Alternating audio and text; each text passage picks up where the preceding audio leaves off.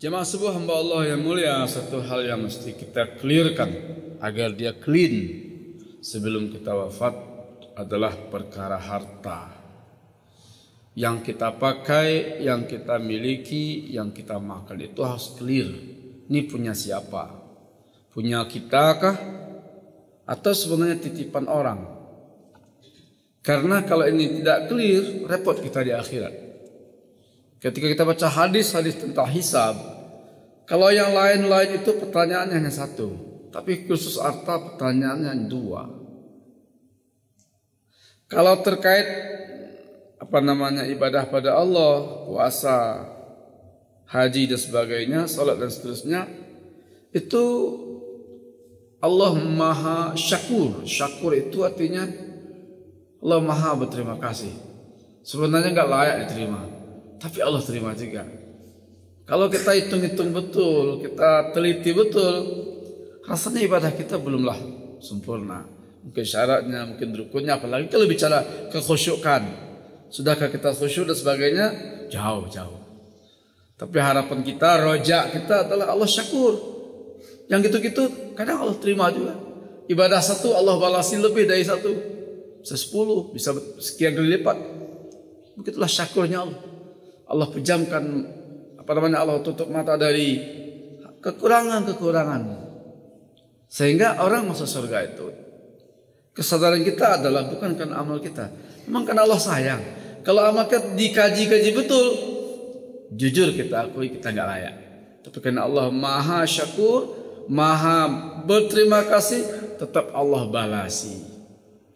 Yang rumit adalah memang kalau terkait dengan hubungan sosial, apalagi perkara harta, nggak clear di dunia, repot di akhirat. Nah, gimana agar dia clear, apalagi agar dia bersih? Memperlu kita secara konsisten mengikuti arahan-arahan agama. Sebenarnya kenapa agama bercerita tentang wasiat, bercerita tentang warisan, bercerita tentang jual beli, bercerita tentang riba, itu semuanya agar tidak terjadi yang kita makan ternyata batal, tidak sah. Wala Al-Baqarah 188, auzubillahi minasyaitonir rajim, bismillahirrahmanirrahim. Wala ta'kulu amwalakum bainakum bil batil. Jangan sampai yang kita makan sesama kita itu batil. Persyaratannya enggak lengkap.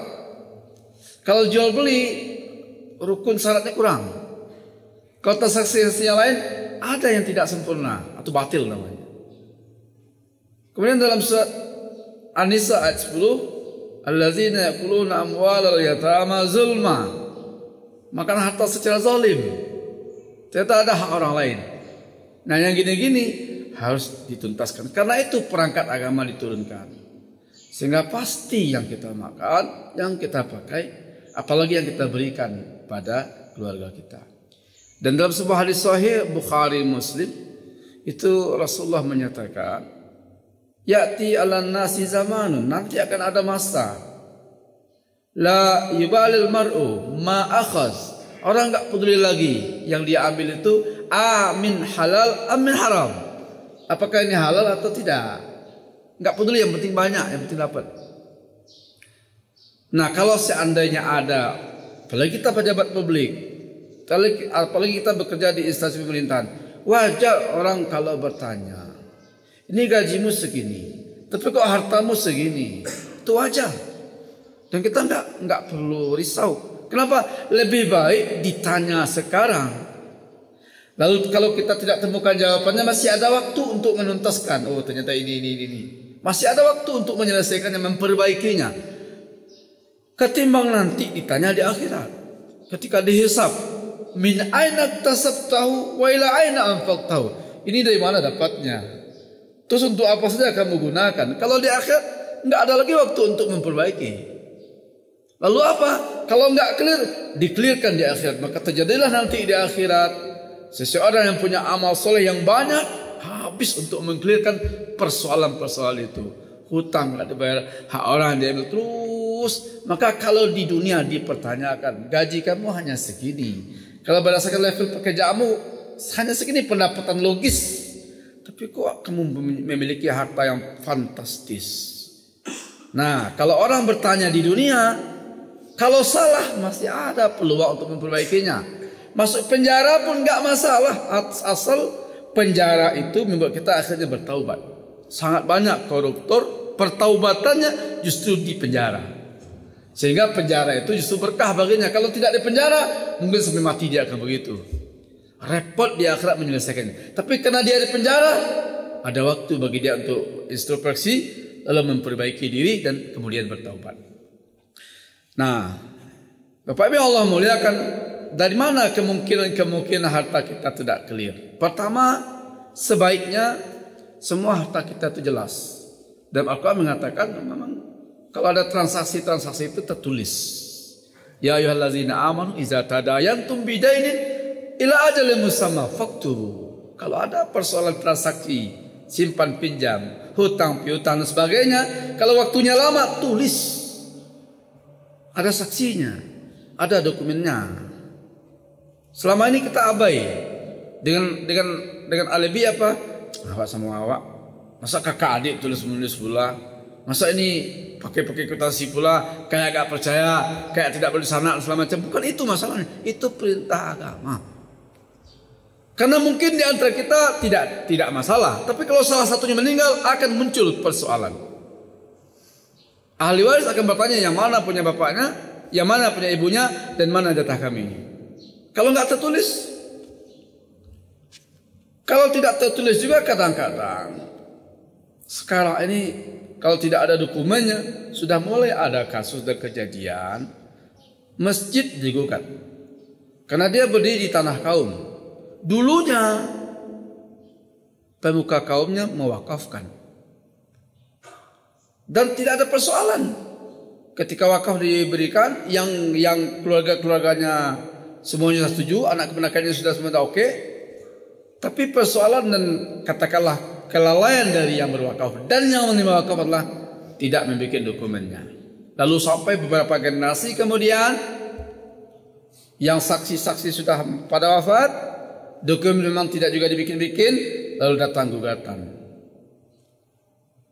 Ada yang menggugat masjid, ada yang menggugat panti asuhan, ada yang menggugat pandang pekuburan. Kenapa? Karena tidak clear. Kalau wakaf mana suratnya atau mana saksinya, dan mereka rata-rata sudah meninggal semuanya. Nah, yang ini harus. Beberapa waktu yang lalu datang ke rumah saya, waktu saya pulang kampung ke Solo, seorang ibu. Ibu itu selama ini dia berumah tangga, sudah ada beberapa aset, tapi namanya wanita kadang-kadang tidak begitu peduli, yang penting dia bisa melayani suaminya, mereka hidup akur-akur, dan dia tidak peduli suaminya punya kekayaan di mana, aset di mana. Cuma dengar-dengar suaminya punya tanah di Damansaya. Dengar-dengar suaminya di toko ini kerjasama sama adiknya sebagai milik suaminya. Dengar-dengar dia juga punya tanah di Jambi dan seterusnya. Suaminya juga bilang begitu. Secara lisan suaminya mengakui. Lalu suaminya meninggal. Nah, gimana? Dia kemudian mengurus sama adik suaminya, nggak punya bukti. Adik suaminya mengklaim ini punya saya dan segala macam dan seterusnya. Ibu itu nggak punya anak, mereka tidak punya anak, kecuali anak angkat yang diangkat sejak kecil sampai besar, dibesarkan seperti anak kandung sendiri. Tapi ibu itu mengakui itu bukan anaknya, dan anak itu tahu itu bukan ibunya, tapi kasih sayang mereka seperti ibu dan anak kandung. Lalu ibu itu bertanya, Ustaz, jadi berapa jatah untuk anak saya? Jatah apa ibu? Dari harta warisan. Saya jawab, kalau harta warisan nggak ada, tidak ada jatah untuk anak kandung. Untuk anak angkat. Walaupun dia sudah dibesarkan sejak bayi seperti anak kandung. Jadi gimana Ustaz? Harusnya Bapak Ibu yang Allah muliakan, ketika mendiang suami hidup, waktu itu sudah harus dikelirkan. Ini harta kita nih. Jadi kalau suami istri masih hidup, itu harta mereka. Terserah mereka mau diapain. Harusnya ketika itu bikinlah semacam ketetapan Anak angkat kita tadi yang sudah kita anggap anak kandung, ini toko untuk kamu, bikinlah suratnya, bikinlah sertifikatnya, mumpung bapak masih hidup, mumpung ibu masih hidup. Nah kalau sudah dikasih ketika hidup, berarti itu miliknya. Atau bikin wasiat, karena kita tahu nih anak ini nggak bakal menerima harta warisan, bikin wasiat. Kalau saya meninggal, maka sawah itu dan toko itu untuk si A, anak angkat saya. Kenapa? Kalau tidak dibikin wasiat, begitu dia meninggal, harta dibagi oleh ahli waris dan anak angkat tidak termasuk ahli waris. Lalu ibu itu bertanya, lalu saya dapat berapa, Ustaz? Kita tidak bicara harta pusaka tinggi ya, kita bicara harta pencarian suami istri. Dalam hukum Islam, harta yang ibu dapat bersama suami selama pernikahan, itu namanya gono gini. Harta pencarian selama pernikahan yang didapat selama menikah. Lalu bagaimana cara baginya? Ya ketika suami meninggal atau istri meninggal, harta pencarian bersama itu, kecuali yang sudah untuk ya selama hidup. Nah ini untuk ibu, untuk istri. Langsung kasih istri, ini untuk istri, ini untuk kamu bikinlah sertifikatnya, ini untuk kamu bikinlah suratnya, ini untuk saya selama macam. Kalau nggak ada tulis dokumen bahwasanya ini sudah dikasih ke istri atau sudah dikasih ke anak dan seterusnya, begitu dia meninggal, harta gono ini dibagi dua, separuh milik istri, separuh milik suami almarhum. Jadi ibu dapat separuh. Yang separuh milik suami itu dibagi berdasarkan aturan warisan. Ibu karena tidak punya anak, berarti ibu dapat 1/4. 3/4 baru dibagi. Tapi masalahnya Ustaz, tidak diakui Ustaz. Yang di dalam saya itu katanya punya saya, tapi kata adiknya enggak, itu punya dia. Yang diambil itu, itulah masalahnya. Kalau tidak ada dokumen, tidak ada saksi, itu sumber persoalan. Tidak sedikit akhirnya keluarga berantakan. Yang tadinya akur bercerai-berai perkara uang yang tidak clear, perkara warisan yang tidak diselesaikan. Lalu dendam muncul, dengki muncul, lalu harta nggak jelas. Kalau harta nggak jelas berarti ada potensi kita memakan harta itu sebenarnya bukan hak kita, hak saudara kita atau sesama ahli waris yang tidak dikelirkan. Bagaimana kalau disepakati, Ustaz? Maksudnya apa? Kita beradik kakak sepakat. Nah, kalau kesepakatan itu dibikin ketika masih hidup, boleh. Contoh, ini di Selayo. Kita kemarin baru saja menerima wakaf. Saya salut dengan bapak ini. Dia guru, Pak Haji Abdul Latif. Dia guru. Dia punya rumah yang ditempati bersama istrinya. Punya beberapa bidang sawah di sekitar rumah itu. Punya pohon kelapa, punya kolam ikan. Anak berempat. Dia bilang sama saya, Ustaz, saya mau wakafkan ini untuk rumah Quran, rumah saya untuk rumah Quran, dan sawah semacam untuk membiayai rumah Quran. Itu anak-anak bapak gimana? Mereka berempat sudah pada bekerja, sudah punya rumah masing-masing, dan mereka sepakat nggak mau mengambil. Nah ini luar biasa juga. Sawah, produktif, kelapa, rumah dan seterusnya itu kalau dinilai banyak. Tapi mereka berempat sepakat, Bapak wakafkan saja, kami sudah cukup, kami sudah mapan. Bapak wakafkan untuk Bapak, untuk semacam. Diuruslah wakafnya terus. Bapak itu yang proaktif ke BPN, ke KUA dan seterusnya. Begitu selesai surat menyurat, kemarin dia meninggal dunia. Apa katanya sebelum meninggal? Rumah ini masih saya tempati. Tapi begitu saya meninggal, istri saya akan dibawa oleh anak-anaknya. Anaknya perempuan. Sudah lama mau bawa istrinya, tapi kan ada bapaknya. Istri saya dibawa sama anak saya, dan rumah otomatis bisa digunakan untuk rumah Quran. Sawah dan seterusnya untuk membiayainya. Kalau bikin kesepakatan semasa hidup ya boleh. Tapi kalau sudah meninggal, mereka sepakat. Nah, kalau sudah meninggal tuh bikin dulu kejelasan. Ini bapak meninggal, ini harta yang mesti dibagi. Masing-masing dapat sini-sini. Yang tua atau yang bungsu mungkin berkata, saya tidak perlu. Kenapa? Alhamdulillah saya sudah cukup. Kasih ke abang yang pertama. Atau kasih ke kakak yang kedua. Itu boleh. Jatah saya kasih ke dia. Tapi ada kejelasan. Kenapa jemaah? Karena memang kadang-kadang dalam rumah tangga itu, awal meniti rumah tangga suami istri ini mulai dari nol. kehidupannya susah. Alhamdulillah. Tapi mereka lahir anak pertama masih susah. Sehingga anak pertama hidup lahir dalam kondisi orang tuanya masih susah. Sehingga sekolahnya nggak tamat, hanya sampai SD. Dan ini kejadiannya banyak, hanya sampai SD. Sehingga karena pendidikannya hanya sampai SD, pekerjaannya ya petani atau buruh. Sampai anak kedua, anak ketiga ekonomi mulai membaik. Sehingga anak ketiga dan seterusnya dibiayai pendidikannya sampai tinggi, sarjana, maka sudah bekerja dan seterusnya. Relatif mapan. Bapak ibu kalau punya kondisi seperti itu, anak pertama, anak kedua miskin, karena memang dia lahir ketika kita miskin, anak ketiga dan seterusnya sudah mapan, harus ada kebijakan mumpung kita masih hidup. Apa kebijakannya? Kalau kita ingin menolong anak pertama, anak kedua, kumpulkan anak-anak kita. Bapak ingin menyampaikan ke kalian ini beradik berkakak semuanya. Kalau bapak nggak ada nanti, semoga kalian tetap akur-akur. Maka bapak ngambil kebijakan, harta bapak yang ada sekarang. Jadi kalau bapaknya masih hidup berarti harta dia ya. Harta bapak itu, sawah itu bapak kasih ke abang kamu. Karena dia petani, dia nggak punya apa-apa. Toko untuk kakak kamu, untuk adik abangmu. Ya kalian kan sudah tinggi sekolah semacam. Yang selebihnya nanti dibagi berdasarkan harta warisan. Anak-anak nggak pernah protes, nggak pernah berkata bapak nggak adil. Harus berdasarkan harta warisan. Tidak, dia belum warisan.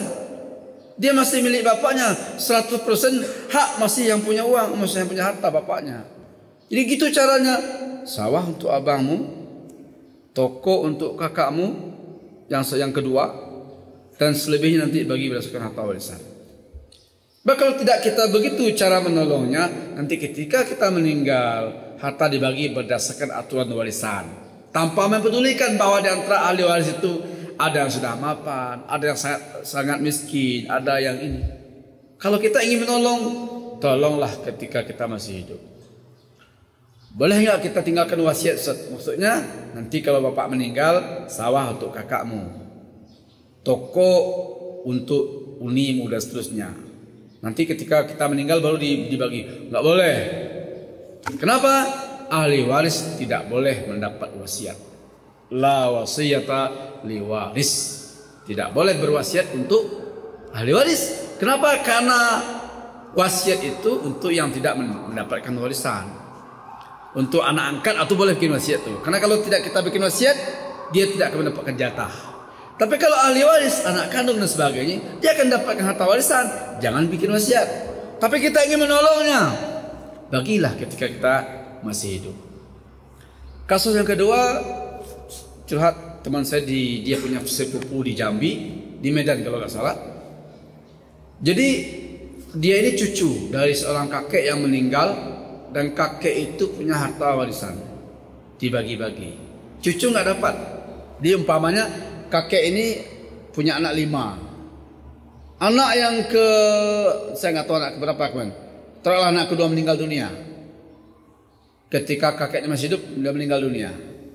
Sehingga apa? Ketika kakek meninggal, ahli waris tinggal 4. Karena ahli waris itu adalah orang yang masih hidup ketika almarhum, ketika yang punya harta meninggal. Lalu anak yang kedua yang sudah meninggal itu punya anak juga, cucu berarti. Ketika pembagian harta warisan, cucu ini minta, mana jatah bapak kami? Itu nih protesnya. Harta dibagi Ustaz, cuma jatah bapak kami tidak dikeluarkan. Bapaknya kapan meninggalnya? Sebelum kakeknya. Berarti memang tidak dapat jatah. Karena orang yang dinamakan ahli waris bukan semua keluarga kita yang masih hidup ketika kita meninggal. Terus kasihan dong cucunya Ustaz. Harusnya kalau memang itu kondisinya, sang bapak setidaknya kasih cucunya ketika masih hidup, atau berwasiat nanti kalau saya meninggal, jangan lupa bagi anak almarhum abangmu. Karena cucu tidak mendapat harta warisan kalau ada anak. Ini ada anak berempat yang masih hidup, berarti tidak dapat cucu. Harusnya kalau kita tahu ini dia tidak bakal dapat, bikinlah wasiat. Selanjutnya kasus terjadi juga, curhat juga. Jadi semakin banyak kasus-kasus terjadi. Jadi dia bertanya, Ustaz, gimana cara baginya Ustaz? Maksudnya dia memang bekerja di toko ayahnya bersama ayah yang merintis dari nol sampai toko itu maju. Saudara-saudara yang lain sibuk dengan kehidupan masing-masing, punya usaha masing-masing. Dia ini, kakak tertua ini, bekerja bersama bapaknya merintis dari nol toko itu. Toko-toko bapaknya, modal-modal bapaknya, tapi dia yang bekerja mengembangkan sampai besar. Pertanyaannya, ketika sudah besar ini milik siapa ini? Tidak jelas, tidak dikelirkan. Lalu ketika bapaknya meninggal, semua adik-adik yang tadi nggak mau tahu nuntut bagi berdasarkan harta warisan. Padahal yang mengelola dari awal abangnya, memang toko bapaknya, memang modal bapaknya. Terus kalau dibagi berdasarkan dari awal, dia yang bekerja keras selama ini gimana? Ini yang tidak clear. Sehingga kalau dibagi berdasarkan warisan, sang kakak yang mengelola dari awal sampai berhasil ini akan dapat sama dengan yang lain berdasarkan aturan warisan. Harusnya dari awal sudah dijelaskan, dipanggil anak-anaknya, ini ruko bapak yang punya, modal bapak, tapi abangmu yang mengembangkan. Berarti separuh atau sepertiga, katakanlah begitu, dari aset toko ini hak abangmu. Nanti kalau meninggal, sehingganya kalau separuh hak abangnya, yang meninggal yang dibagi, yang tinggal separuh. Tapi karena tidak clear, akhirnya nggak jelas bagaimana cara pembagiannya. Masing-masing ngotot, bukti nggak ada, dokumen nggak ada, saksi nggak ada. Lalu kalau begitu ada potensi nanti memakan harta secara batil. Selanjutnya juga kasus terjadi. Ini usaha bersama, usaha keluarga. Usaha keluarga, bapak masih hidup, ibu masih hidup. Tapi lebih dominan satu di antara anak-anaknya yang mengelola. Meninggal ibunya, harta dikelola oleh kakaknya, tetapi mulai muncul masalah. Bapaknya tidak lagi mendapatkan yang memadai kecuali sekedar untuk makan. Adik paling musuh juga begitu, tidak lagi leluasa mengelola toko. Terus gimana nih Ustaz? Dia minta, Ustaz gimana cara baginya Ustaz? Saya dapat harta yang ditinggalkan almarhum. Enggak juga harta almarhum ibu semuanya. Karena itu pencarian berdua selama menikah dengan bapaknya. Harusnya bapak mendapatkan separuh dulu. Harta gunung ini namanya. Separuh yang tersisa milik ibu itulah yang dibagi. Bapak mendapat 1/4 karena punya anak. 3/4 dari yang tersisa dibagilah berdasarkan aturan warisan. Yang laki-laki mendapat 2 kali yang perempuan. Itu saran saya. Karena mereka dah kumpul, cukup alot kabarnya. Persoalannya adalah ada yang tidak clear. Ada sebagian harta itu kata kakaknya ini punya saya. Pemahaman adik-adiknya ini punya ibunya almarhumnya meninggal. Tapi nggak ada bukti, nggak ada saksi. Akhirnya apa? Wallahualam bagaimana kejadian. Tapi mereka sudah mulai kumpul, sudah mulai ada titik temu, tapi belum clear 100%. Terakhir, Bapak Ibu Allah muliakan. Kadang kita beli aset kasih atas nama seseorang. Itu harus clear juga. Ini hanya atas nama kah atau mempunyai dia? Karena kalau tidak dikelirkan, nanti ketika meninggal orang ini, yang punya nama itu bisa mengklaim ini punya saya, ini buktinya atas nama saya. Padahal hanya pakai namanya. Nah, karena itu harus clear yang kita ini punya kita atau sebenarnya hanya pakai nama kita. Jangan sampai ketika yang punya meninggal kita lalu mengklaim ini punya saya, ini buktinya. Orang karena nggak punya bukti mungkin kalah. Tapi di akhirat kita bermasalah. Karena kita sebenarnya tahu itu bukan kita. Punya kita hanya kebetulan memakai nama kita. Dan tidak ada yang tahu kecuali kita dan almarhum. Lalu kita bebas mengklaim ini punya saya dan sebagainya. Kita diizinkan untuk menumpang. Karena berlama-lama akhirnya kita mengakui itu milik kita. Dia dulunya hanya penggarap. Berlama-lama mengakui sebagai pemilik.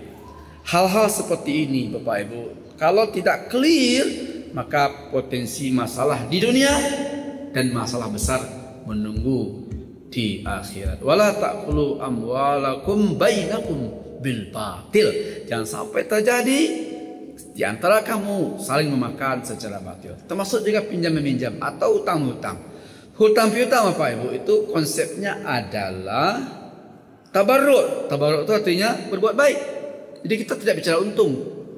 Kalau saya pinjamkan 10 juta apa untungnya buat saya? Bukan begitu hutang piutang. Hutang piutang itu kita meminjamkan karena menolong hamba Allah. Lalu untungnya buat kita apa? Dari Allah. Kita sedang bertransaksi dengan Allah. Menghutangkan seseorang itu dari dia tidak dapat apa-apa, tapi kita akan dapat dari Allah Subhanahu wa taala. Babnya pahala. Kalau mau keuntungan, jangan bicara hutang piutang. Bicaralah bisnis. Ini modal saya, kamu gunakan untuk dagang. Kalau beruntung nanti berapa persen untungnya buat saya? Boleh. Tapi kalau hutang piutang, pinjam uang, bayar uang, maka berapa dipinjam, begitu dibayar. Kelebihannya, kullu naf'in jarra naf'an fahuwa riba. Kullu qardin jarra naf'an fahuwa riba. Setiap hutang piutang kalau ada kelebihannya maka lebih itu adalah riba. Kecuali dilebihkan oleh inisiatif yang berhutang. Saya minjam 10 juta. Sekian lamanya. Ketika saya kembalikan sebagai tanda terima kasih saya pada yang menghutangkan, saya berinisiatif beri dia hadiah, apakah buah namanya atau apapun namanya, maka kelebihan itu tidak dinamakan riba. Itu terima kasih dari yang meminjam. Kenapa berterima kasih? Karena terus terang zaman sekarang, walaupun kita mengaku temannya, dia teman kita, tapi kalau minjam uang belum tentu dapat. Kemana-mana pinjam uang nggak dapat. Padahal kita butuh. Ada orang yang mau meminjamkan, kita sangat tertolong, wajar berterima kasih. Tapi yang meminjamkan tidak boleh mensyaratkan. Ini hanya inisiatif dari yang berhutang. Itu adabnya. Ucapkan terima kasih, bayar tepat waktu, dan kalau ada sesuatu berilah dia sebagai hadiah. Itu adab berhutang. Jangan dibalik. Sudahlah waktu pembayarannya mepet, kita kemudian marah-marah dan melotot. Seolah-olah yang meminjamkan itulah yang meminjam, yang berhutang. Nah, ini sangat tidak beradab ini. Alah, dia kena bayar, takkan nak kena bayar, takkan nak berkawan. Dulu ketika minjamnya nggak begitu, tapi ketika mengembalikan kenapa begitu? Waktu molor-molor, marah-marah, melotot, akhirnya rusak pertemanan. Padahal ada istilah apa? Bayar sesuai perjanjian. Kalau nggak mampu, sampaikan baik-baik, lalu ucapkan terima kasih dengan wajah manis, lalu beri sesuatu sebagai terima kasih. Nah, kalau hutang piutang begitu. Tapi kalau mau dapat untung, sehingga mah harus clear. Ini uang ini pinjaman ini atau kasih ini. Pakailah dulu itu tidak jelas. Aku pitih saya perlu pakailah dulu. Jelas dulu. Ikut pinjaman atau dikasih atau apa? Harus clear. Karena kalau tidak clear, boleh jadi di antara dua sahabat ini tidak ada masalah. Tapi ketika meninggal salah satu, akan muncul persoalan bagi anak-anaknya. Uang bapak saya bagaimana? Oh dulu kita gue menjawabnya, dipinjamkan atau dikasih? Harus clear. Dan biasakan mulai ada transaksi yang kalau dia jangka panjang dan uangnya lumayan, bikin tulisan dan bukti. Kecuali kalau di awal kita mengatakan pakailah, kalau nanti nggak terbayar nggak apa-apa. Tapi kalau tidak, clearkan sehingga tidak terjadi masalah di kemudian hari, berkelahi, putus hubungan hanya gara-gara uang, putus hubungan hanya gara-gara pusaka, dan kemudian terjadilah gugat ke pengadilan. Kan nggak enak, sangat tidak pantas anak menggugat ibunya perkara rumah warisan. Padahal anak itu sudah PNS, bahkan pejabat eselon, tapi berani menggugat ibunya ke pengadilan gara-gara rumah yang ditempati oleh ibunya. Kalau ibunya disuruh keluar dari rumah itu.